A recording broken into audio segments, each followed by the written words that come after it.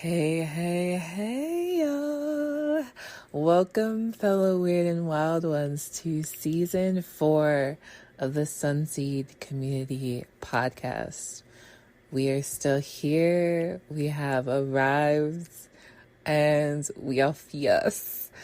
This season of the podcast is a little bit different than what I've done in the past. You're going to hear from an array of people in one session, and these conversations are so juicy and so amazing and inspiring. And you'll see or hear people from other seasons and some new folks. So I hope you enjoy it. Honestly, as I was editing this first episode, I was like, do I really want to do a season 5?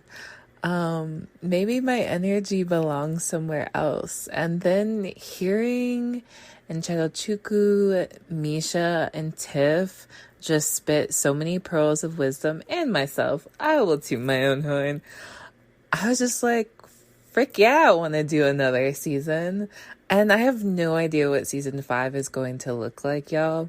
I don't know what Sunseed Community is going to look like in the future because it feels like it is emerging and rebirthing itself in ways that I do and don't have a part of. And so thank you for being along on this ride with me. All of the people who have supported Sunseed Community, y'all are dope. Thank you. So enjoy episode 1. All right. It is officially the 4th season of the Sunseed Community Podcast. And I'm so honored and excited and also nervous, 4 new beings coming together for the first time, which is a lot for an episode. And I'm so excited to talk about gender fluidity and the magic that is our gender and deities. I don't think that conversation happens enough. So thank you so much, Tiff, Meesha, and Nchedochukwu for coming and being here energetically and virtually. Okay. I'm gonna say y'all's bios, and I kind of just want to hype you up after I say your bio. So after I say your bio, can we just do a what into the space? We'll all unmute and be like, oh, yeah, get it. Is that cool? Yep. That works. Good practice. I love it. I love it. Okay, dope. All right, Tiff, you're first. Tiff Lin, first of all, welcome back. Tiff Lin, pronouns they, them, is a queer Taiwanese multidimensional artist living, playing, working in unceded Ohlone territory, Oakland, California. As a young earth dragon, their proud mission is to help folks break through limited belief systems, follow the path of authentic alignment, and actualize their fullest potential. They split their time organizing with API liberation spaces, facilitating healing through immersive storytelling and performance art, reading Chinese astrology charts, dancing and laughing unapologetically amongst friends. The role within this greater revolution is to be an embodiment of pleasure, ease, creation, and abundance, and to help guide people into their gifts and unique essence. Welcome. What? Get it. Sending you all the magic, all the support, all the support. All right. Next we have Nchedochukwu, pronouns they, them. They are a multidimensional, multi-talented, queer, transgender, non-binary, neurodivergent, and first-generation Nigerian American. They are multi-gifted in healing, spirituality, and energy arts, and work as a healing-centered plus transformation coach, integrative holistic healer, spiritual consultant, psychic medium, and trauma specialist. By life, they are a trauma thriver. By trade, a holistic public health professional, artist by heart, mystic by soul, medicine, woman by calling, and anything by choice and divine alignment. They are also a healing plus spirituality influencer and content creator for the musings of their social media platform. Nchedochukwu is passionate about guiding others in healing, releasing, and transmuting core wounds, limiting beliefs and trauma into embodied liberation in alignment with authentic truth and the highest self. Whew, beautiful. I'm still sitting with some of that. It's just like, ooh, damn. Ooh, ooh. Welcome. Thank you. Sending you all the love, all the magic. Woo, woo, woo, woo. Get it. I'm doing a love dance. Y'all can't see it, but I hope you feel it. I feel it. But I can also see it, so. All right. And next we have Meesha. Pronouns they, she. Meesha is a queer, non-binary, multidimensional creatrix, soul space traversing many realms as they reclaim the medicine and power of their ancestors from North India and Kashmir. Unlearning and unpacking the harm done by colonization, patriarchy, caste, and other systems of oppression, and co-weaving the new way with others in the community who work to re-indigenize and a pleasurable future and create a more just and equitable society where we uplift one another through abolishing the old and resurrecting communal care and inherent earth/cosmic medicine. They create tangible offerings that teach yoga as a holistic way of life and decolonization as an embodied practice through their yoga studio, Alchemistic Studio. Yes. Shout out to the ancestors. Shout out to you, Meesha. Get it. Thank you for going through all your bios again with me. But I wanted to make sure that people who are entering this space in different times and places know who you are, and know the wisdom and the care that you're bringing into the space with you. So thank you, y'all. All right, let's first, I just want to do like a quick check-in. So the check-in question, we do one every season, and I felt like this would be I felt called to have the question be, who are we bringing into the space with us? Like, who are our ancestors, both blood and non, and the people that, hold us, that we want to, shout out to and give them some love and appreciation.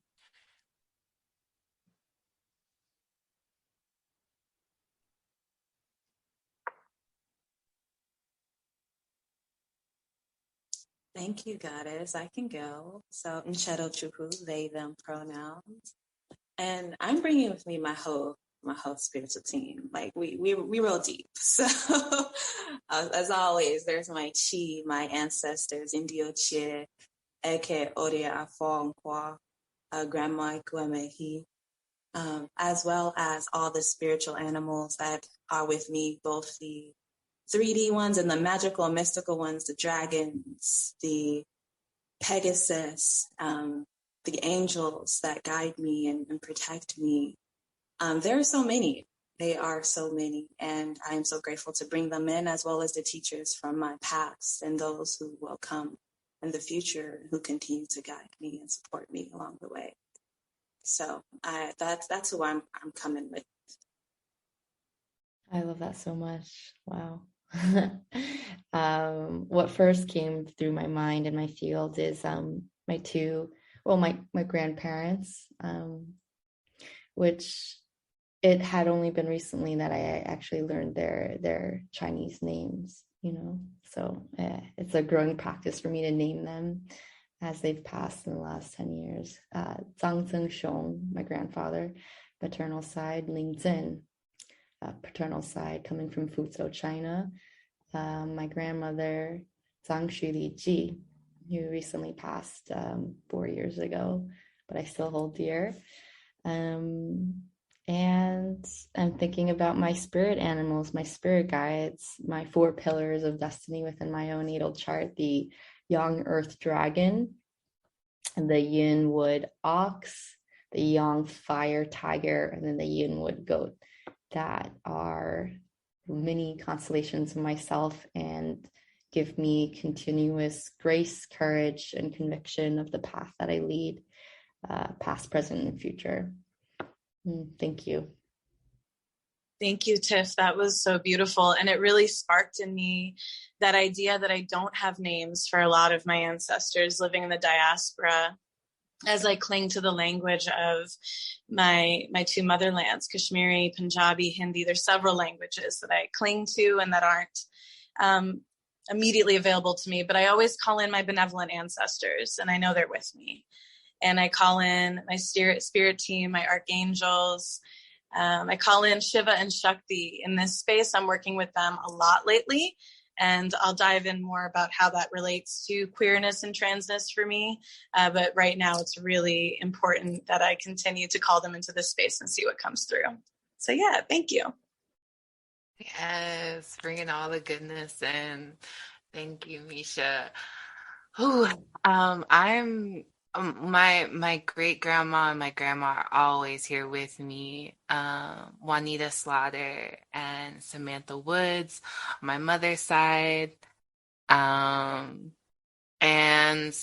also she's still here living, but she is always rolling with me.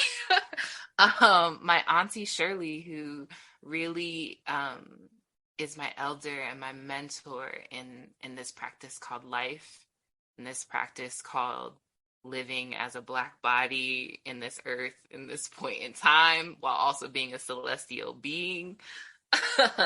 So shout out to Auntie Shirley. And I feel like I'm bringing in, I'm kind of jealous I don't have a dragon. By the end of this, I hope I can roll out on the dragon. People came with dragons. I'm like, what? I didn't know we could do all that. But I feel like I'm bringing some loved ones that are still on this earth with me as we figure out what it means to be transitioning from adulthood into elderhood, and that it does not mean that we have to be perfect. So I'm holding that too. I know, it's so hard. Letting go of perfectionism. Yes. Whew. I feel that. Yes, absolutely. Okay, y'all. So the first question I have, and Meesha, you kind of touched on this a little bit, but how did your exploration in gender fluidity within deities begin? I can jump in. I would say it began with a deep desire for seva for my community. So to serve my community, and with my mission being to get Indigenous medicine to as many folks that are left out of wellness as I can, I knew the trans and queer community is such a large part of that, and it's part of my community. So I offered this class called Trans Inclusive Yoga Flow, or it was just for trans folks. And so I started researching and diving into it and realized my own trans journey. And I started really resonating with so many of the stories. I started understanding how deeply I've always called in certain entities such as Shiva and Shakti, and how they themselves represent gender fluidity. And so I would say it started with service to others, and then it sort of reflected back to me and was like, you need this as much as you're trying to give it to other people. You need to understand the trans history of your people. And so since then I've understood, probably I was called to it more for me than anyone. And Ardha Shadana is the first iteration of Shiva, and it's a gender fluid being with breasts and lingam. And that deity of Shiva and Shakti has always been so much a part of my consciousness. And now I understand it's because I identify as gender fluid and non-binary, and that my practice always takes me there, beyond constructs, beyond the body, to an infinite space. So it's in my history. Makes sense. Yes, yes, it's already in your blood. Someone once said, like, oh, if it was within you, then if it's within you, then it was within them. So it's within our blood. Yeah, I can go next. I think for me, who I would love to bring in is Guanyin, formerly known as Avalokiteshvara, and just having my relationship with this deity from my childhood and always seeing her as a feminine, almost like a mother figure, someone to speak to in times of uncertainty or in need of help or relief from distress. But then over the course of my own becoming me outside of any gender norms, really began to see and understand and want to explore and like dig deeper into the history of how she was or is perceived more as a she, but how her origins came from, the Lotus Sutra, where she was more, had more of a male presence or an embodiment, and actually how she's revered in trans queer groups as like this revered queer icon, actually having beyond as a bodhisattva, beyond gender norms in general, just having this essence of pure embodiment of compassion, mercy, and spirit, and knowing that fit so much of who I am in general, not having an association with these gender constructs that have been enforced within the 3,000 years of Confucian patriarchal, you should be this, that kind of lineage or history. So really transmuting that and finding solace knowing that she's been perceived in so many ways by the people who call upon their name, and that we can do the same. Like as human beings, we can do the same. We are all living bodhisattvas by our own nature. So yeah, I think it was really the last 2-3 years of me becoming more sure of myself and the way I carry and hold myself as a living being, and then just wanting to learn more about Guanyin and how to follow that path. That's beautiful. Mm-hmm. And this is Nchedochukwu, and my exploration with gender fluidity and within deities really began with me working with deities and calling them into my life, and them asking to work with me.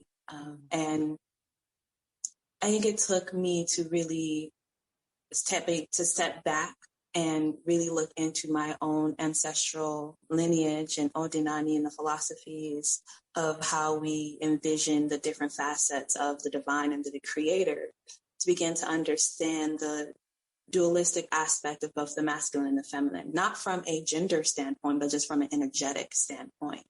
And that these two energies, the masculine and the feminine, exist in everything and in everyone. And being able to come to an understanding of that balance and the way that the different deities and Odinani, which we call them Arushi or Abara, really can have they both have the masculine and the feminine aspects. One of the deities that I work with is Oshimiri, which is the deity of the rivers and of water and of flow and of change. And she is known as a deity for those who come to her seeking reprieve from society, who are outside the bounds and the labels and the boxes and don't see themselves reflected in society. And for me, that those are LGBTQ folks, those are queer folks, those are folks who don't fit within the confines, and especially as someone who embodies that in between, being able to see the beautiful balance and the beautiful embodiment of both within her, within them, as I tend to just use gender neutral them, even though she is a goddess. she also has this fierce, protective, destructive quality to her that isn't associated with traditional like women or traditional gender or femininity.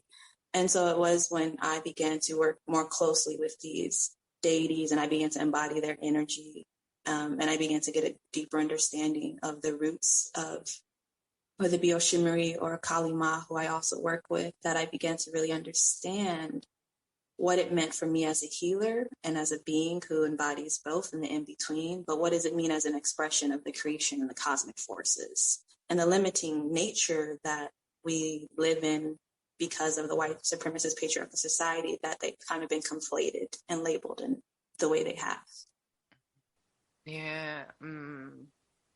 Yeah, that deeply resonates. I think I just had this like hunger for it. Like there was so much like beauty and emergence that was happening um in terms of what I was learning about my spiritual practice thus far.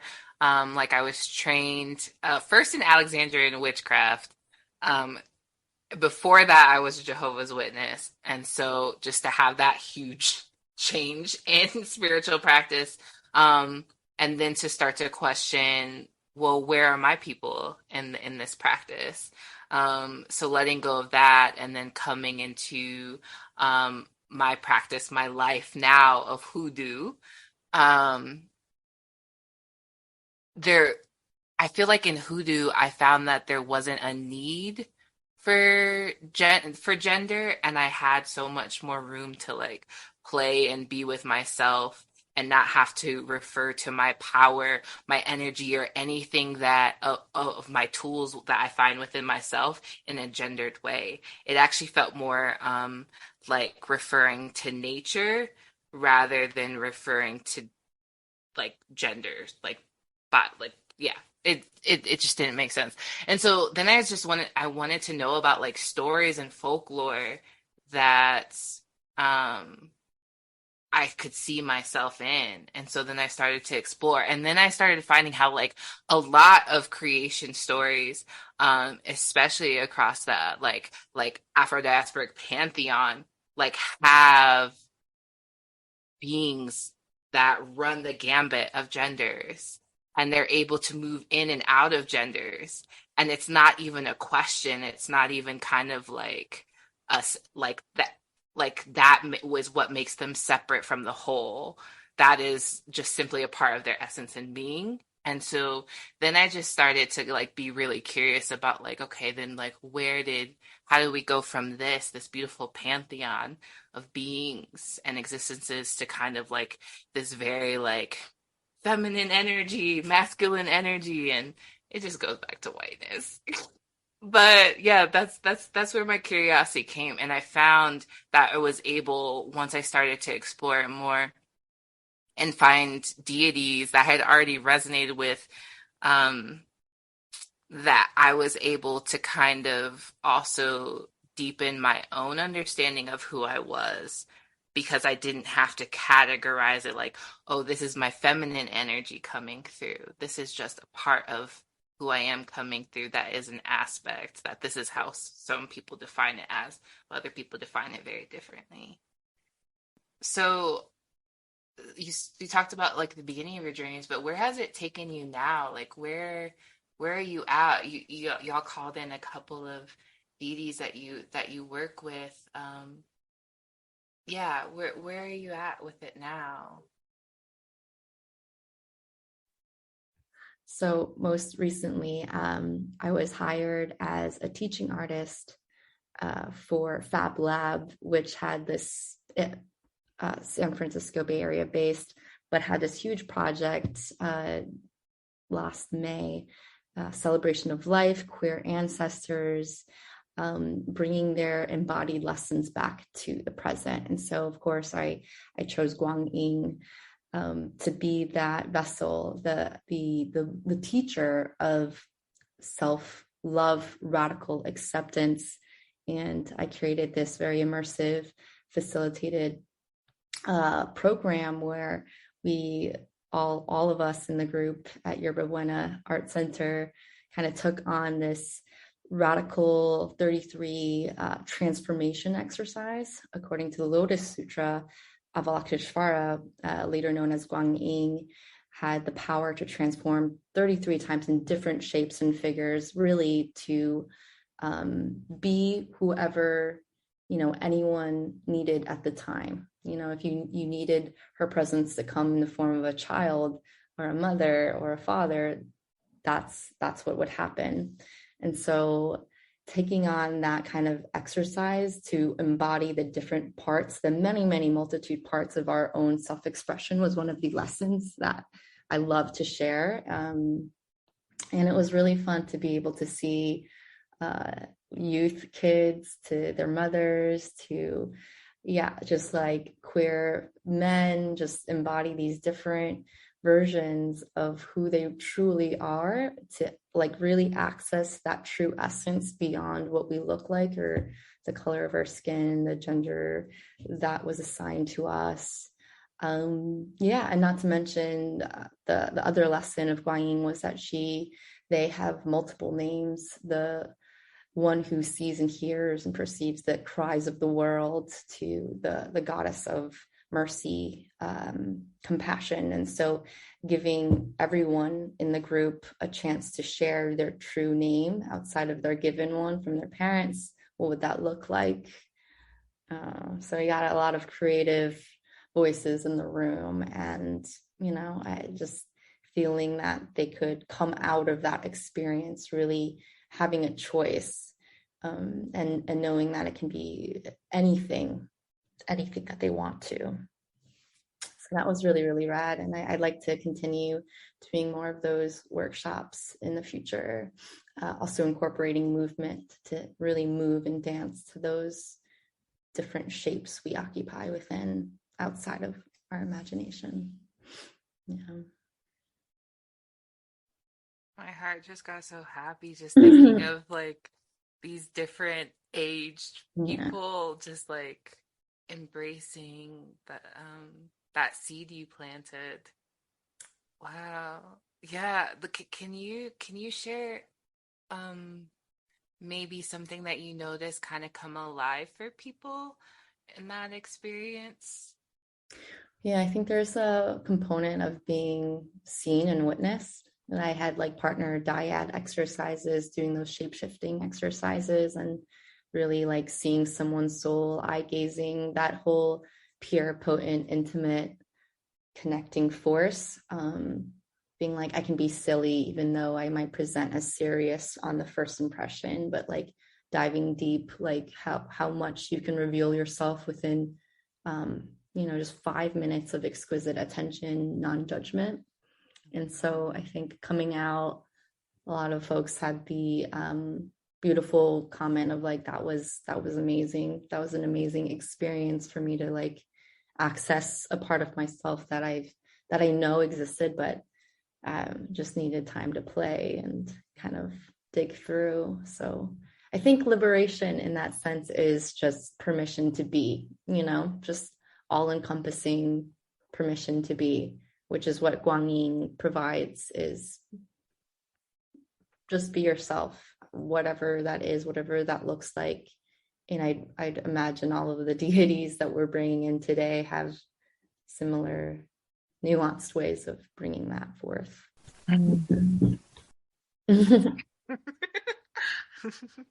I love so much of what you just called in, queerness being expansive, playful, liberatory. Spirituality is liberatory and expansive. And I love that you weave those together. And one of my favorite things is seeing indigenous wisdom traditions, how much they intersect when we peel back whiteness and we look through the lens of it as it was. And just as in this idea of deities having multiple forms, in Indian tradition, it's the same. We call them avatars, and Mohini and Krishna and Vishnu, they're all coming in as they're needed in the moment, just like you said. And then Nchedochukwu talked about how we are just reflections of the divine. So I know queer trans deities exist because I'm looking at all of you, and all of you represent that divinity. And it's just rad and dope. Yes. Yeah. Yeah. I love that. So just in case y'all don't know, we are all divine up in here. Love the affirmation. Claiming our divinity. Thank Yeah, you. this has been such an expansive part of the conversation because the play part really resonates with me. And going back to the idea that we are all expressions and facets of the divine and the creator, knowing that I have all of these parts and facets within me, being able to work with the deities that I work with just allows me to have more access to them. And to be able to use them as a way of channeling the healing energy that I do work with. And being and showing the different expressions and aspects and facets in a way that speaks true to who I am and the energy that I carry, but also to the wisdom that some of these deities want to share with the world. Because I think in the kind of conflation of like gender and energy, we've lost so much of the nuance and complexity of what these different energies can provide for us, and what they can do for us if we take away the idea of how we must show up in the world and what is acceptable or not acceptable. So in the ways that I work with them now, it's being and allowing myself the fullness of being. I think I used a lot of bees in there, while also using that energy as a way of ushering in the same resonance in others so that they can too see their own divinity and access the greater awareness of their truth. Mm. Mm. And I must also say, like, in addition to that, is when we talk about, like, especially in the Igbo Denani philosophy, the ways that the different deities also take on animals and different animals and creatures, and that connection to other living beings that also exists within us. So I think, I mean, this is a little bit different than gender, because animals, they have sexes and stuff, but being able to see beyond gender and also see beyond human form and embody the different characteristics that those animals and beings can offer us and the wisdom that exists within that. I even want to offer, there are trans and queer animals. Seahorses take on from a more paternal role to a maternal role. There are other animals that have both sex organs, plants often. When you mentioned, Goddess, seeing yourself through nature rather than gender, I was like, whoa, like sometimes I feel like pollen and then sometimes I'm the fruit, and like how expansive that is. Like nature is just so vast and expansive in that way and isn't shackled by binaries. And I'm like, that's a way cool way to think of oneself. And I'm going to refer to myself more as flowers and fruit and pollen now. Yes. I think it brings in that play again, going back to the play. And like, Nchedochukwu, when you were speaking about like bringing that out in other people and then also like around animals, this whole time, who has been in the room with me and is always with me is Papa Legba. And for many, he is a man. For me, he is a very, very gay man. A very, very gay man. And then, and although, and he also takes on the form of a spider. And he also, for me, switches genders. He loves to be playful with his gender. He loves to also entice other people to play with themselves. Well, with themselves, but also like with their genders. Everyone's you can't, people can't see this, but they're kind of agreeing with playing with yourself. Anyway, and I wasn't able to kind of access that part of him and allow him to like kind of deeper come into me and like really rest in my being until I heard other stories of other deities outside of my lineage and my spiritual practice that reminded me like, oh snap, no, this is like also here too. So yeah, I definitely think that animals are a part of this because Why not? That really reminds me of, I've been working with Shikundi too. And so Shikundi is a character in the Mahabharata. And I was told the story growing up that it's this great war and it's between two families. And the Bhagavad Gita is the apex of this story that most people know. And I was never told about this character, because why would transness and queerness be told to me by my family who hasn't reclaimed that? Like, I had to come do that. And Shikundi is a trans man who ends up being the most pivotal soldier in the end of the battle and defeating sort of like the enemy. And because of his transness, he's not accepted fully. And so they refuse to fight him because they claim that he's not a real man. But his transness creates like that power and that out of the box embodiment that allows him to defeat the enemy. And I resonate so deeply with that, because I think the protector in me is so relied on, but it's been so shunned. And I just want to call into the space how much learning about transness within communities like the Hydra community and within Deities, you also see that trans and queer folks have been always ostracized and always shunned as well. And how can we carve out safe spaces for us finally and for these deities? Because that's part of the history. And I just wanted to call that in as well. Like, as you talk about someone showing up and being playful with it, making it feel safe for us to go there, all of us. Yeah. Mm. I'm thinking of like the people throughout history, not specifically deities, but folks throughout history, especially in the United States, and like queer culture in the United States, and how we've had to form our own families, and what it like kind of resituate what it means to have a family and what it means to protect another person and protect ourselves. We've had to reinvent ourselves so many times. And it shows up in spirituality too, of like we've redefined what our deities look like and what they represent. And there's absolutely nothing wrong with them. Because as they've created us, we are also creating them. It's a two-way street, and it's an ever flowing like cycle.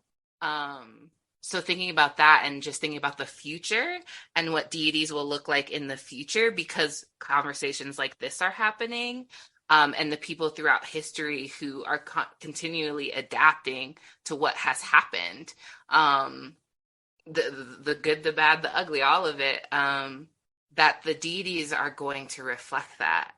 And so I'm waiting for you to be like, I'm the mother. Like, yes, you are the mother. Yes. Yes, and Goddess, that brings up for me what's been sitting with me is like in Odinani and Igbo philosophy and spirituality, a lot of our deities, as we know it, has been so steeped in the gender binary. And, because many of these beliefs and practice were demonized by the church and by the missionaries, it makes me wonder, like, if I could go back into the ancient past, was this still the case? Were we still so genderized in terms of the deities and, this deity is for women and this deity is for men? Because there are some cultures traditionally that were just more structured that way. And I also know that there are many Western African cultures where it's not that, binary in terms of gender. And so for me, part of my practice has been, how can I queer this up? How can I put a little pizzazz on it? Because I am my ancestors' greatest dreams. And in me doing this ancestral healing work and taking on their gifts and abilities, it's also on me to put forward into the future how I conceive of these deities and how I want to work with them. And that's perfectly acceptable, in that the way that I envision some of these deities is moving more towards transness and a blurring of feminine, masculine, gender. Like, none of that really matters in the sense of how it's felt and embodied. I love this because it's decentering the written word, which was used in order to have one person's and one group's narrative dominate. Because the indigenous and the ancient way was oral tradition. If you are transmitting this information, about this deity in this moment, you have the divine right to tell the story. And then that's how these myths are made. That's how these mythologies are created, was oral storytelling. So I love that. And I agree, like full permission to co-weave what deities mean and how they show up.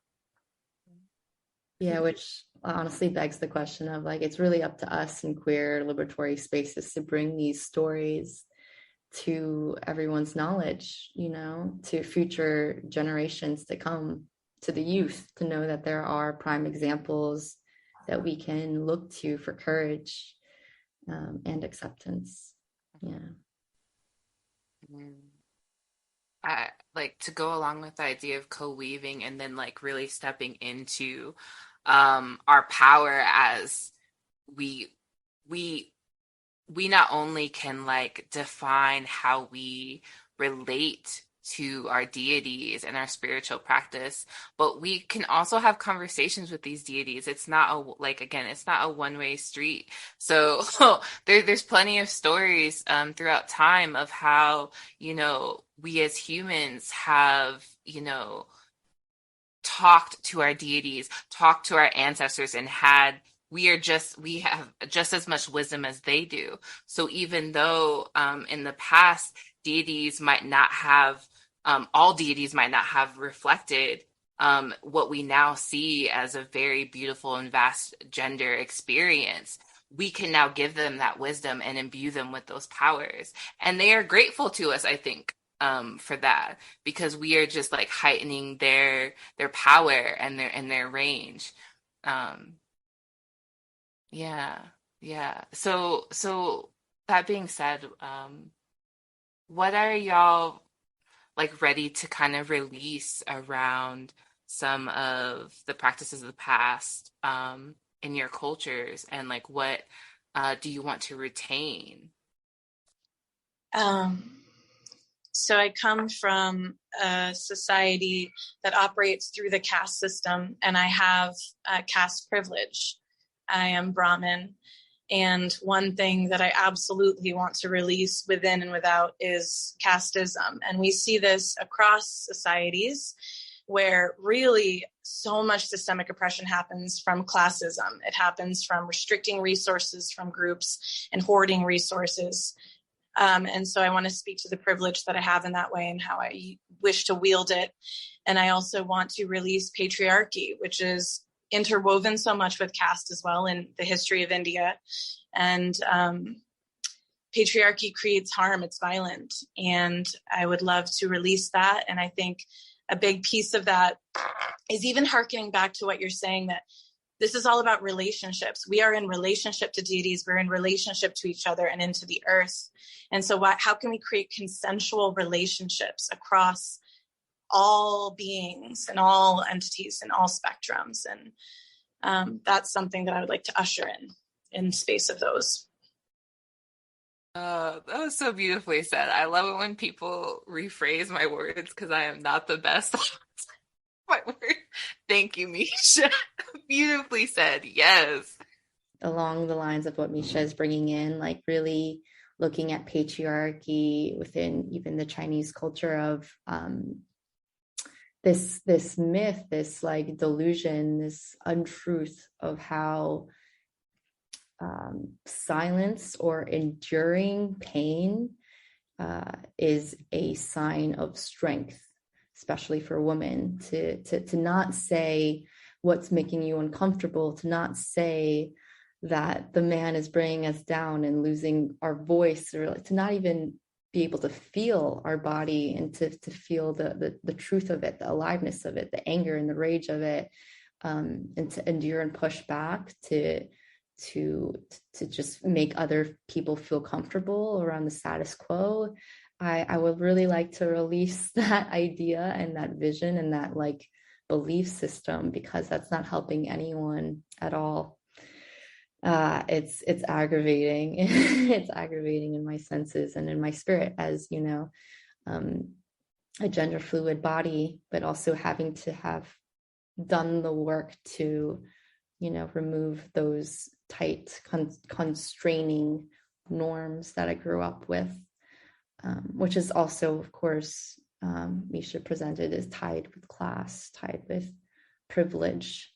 You know, the more it feels like, for me personally, the more successful you are, the more tighter, you know, you feel like you have to be able to have the same source of success, but that doesn't have to be. So really wanting to relinquish that idea for sure.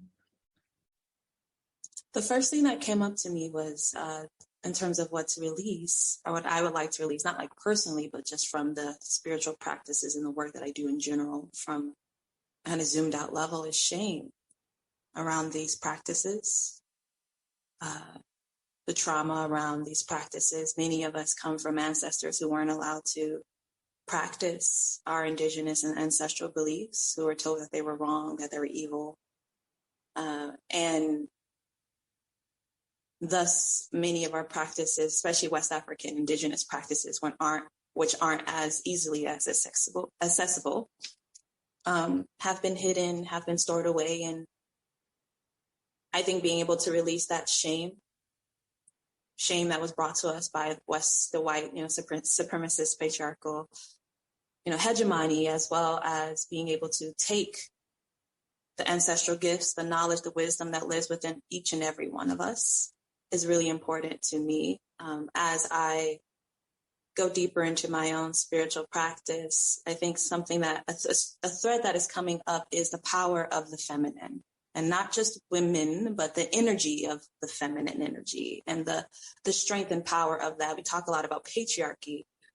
And when I think about how do we kind of deconstruct and dismantle patriarchy, I think of coming back to our creative sexual energy, coming back to our life force energy, coming back to the seat and center of our humanity that exists within us. And that energy has been termed and classified as the feminine, and the power of that. So I would like to take that energy forward, the energy of coming back to wholeness and balance within ourselves. Because as I do this deity work, and when I even think of deity work, I think of it as God work, creator work, because these deities are just facets of the creator. So they are actually the creator, the universe in of itself. It's coming back to wholeness and coming back to the truth of who I am as a human, which is a creator. That part right there about creator, yes. That's where I feel like I really want to release, but then also hold on to, is like what is possible as creator. Like, if I'm a divine being, all of what I am is worthy. And so what can I create from that space? And whatever I'm creating isn't determined by my gender or my sexuality. It simply just is because I love it into being. And so that, for me, is something I want to carry and pass on, is that generative intention, and that thrival mentality instead of survival, learning from the survival mentality we had to have. But what does it mean to take that wisdom that we have from our ancestors of survival and birth something new? Okay, we're almost at time, but please tell. I wish I now know that this is not enough time to have this discussion, but I hope that this has planted little seeds within each of you to continue these discussions. I know you're all already having them and hopefully building connections, but where can we find y'all? Where do you be at? What you be up to? I can start. So, Nchedochukwu, you can find me on the social media platform Musings of Them, which is in the process of being rebirthed again. So I am on YouTube, Musings of Them, TikTok, Musings of Them, Insta, Musings of Them. And if you like to check out my website, Healing for Liberation, so H4L.studio. So that's where you can find me for now. Oh, I love that. Definitely will be finding you, Musings for Them. This is Tiff Lin here. You can find me on my Instagram platform, Tiff Rexrei, TiffRexrei. I am also, my website is tiffanylin.co. That's TIFFANYLIN.co. And if you just happen to be around Ohlone territory, Oakland, you can find me giving Chinese astrology readings at Tiance Fine Teas in Berkeley. That would be really great to just eye gaze and have a dropped-in conversation over the medicine of tea. Yeah, thank you all. Hello, Meesha here. You can find me at Alchemistic Studio. So alchemistic is a alchemical word between alchemy and mystic. So it's ALCHEMYSTIC studio. That's www.alchemisticstudio.com. Alchemistic Studio on IG, Facebook, all the places. And I'm in Brooklyn, New York, or Lenape land. So if you're ever in NYC, you can also hit me up, and I would love to meet people in real life as well. Definitely something I'm craving. Oh, thank you. And also congrats to Meesha on finishing your first festival. What was the festival called? I know it was around pleasure, but can you drop it? Mm-hmm. So that was QT Pleasure Fest, Queer Trans Pleasure Fest, calling in the work of Audre Lorde, Adrienne Marie Brown, somatic healing, queerness, transness, and divinity. And it was exquisite to have the speakers and all the participants just sit in the container for 4 days and really explore pleasure from grief all the way through sex and intimacy and everything in between. So thank you so much. Yeah, congrats. I know that was a labor of love. All right, y'all. Well, thank you again for being on the first recorded episode of season 4. I'm taking away so much, but I'm curious, what are y'all taking with you into this big, wild world from our conversation? 3 new friends. Bestie bracelets!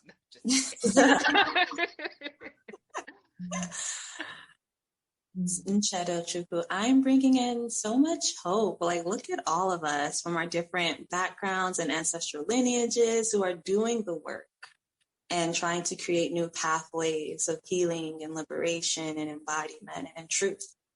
It's really exciting to see, and I'm honored to be here.